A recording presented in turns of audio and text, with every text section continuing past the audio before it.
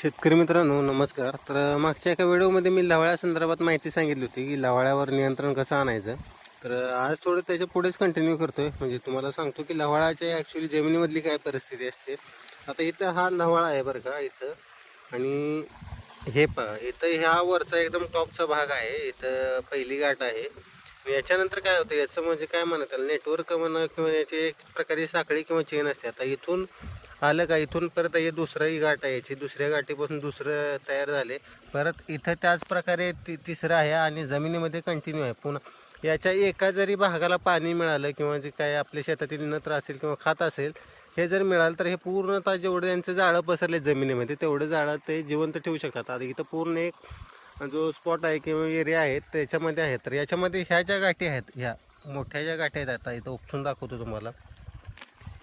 ह्या अशा ज्या गाठी आहेत पूर्णतः नष्ट झाल्याशिवाय आपला ज्या लव्हाळा आहे तर तो काय मरणार नाही शेतामधून. याच्यासाठी काय करावं लागतं ह्या गाठी ज्या आहेत अशा वर जर आल्या पाण्याच्या संपर्कापासून जर वर आल्या तर काय होतं ह्या वाळल्या जाते. तर वाळल्यानंतर एकदा वाळल्या की परत याचं काय होतं फुटत नाही ते किंवा परत वापरून येत नाही. त्याच्यासाठी याला काय करायचं मी सांगितलं होतं की बाबा नांगरट करायची खोल नांगरट करायची जेणेकरून ह्या ज्या मुळे आहेत शेवटपर्यंत जाते त्या 9-10 इंच जो जेवढ्या खोल आहेत तेवढ्या जमिनीच्या बाहेर आल्या पाहिजे जेणेकरून काय होईल वाळल्या जात्याला.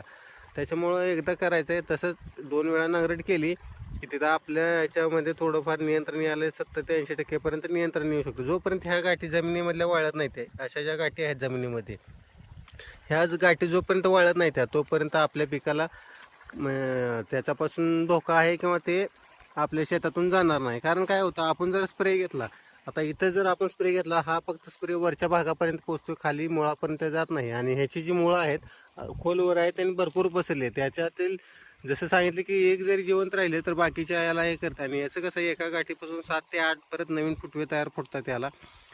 कारण जी गोष्ट नको असते तीच अति प्रमाणात वाढते किंवा ती अति जोपासली जाते. त्याच्यामुळं लवाळ्यासाठी नियंत्रण करायचं असेल तर खोल नांगरट हाच पर्याय आहे. आणि तेही उन्हाळ्यामध्ये जेणेकरून काय होतील सर्व गाठी ज्या आहेत जमिनीपासून वेगळ्या होऊन वाळल्या जातील.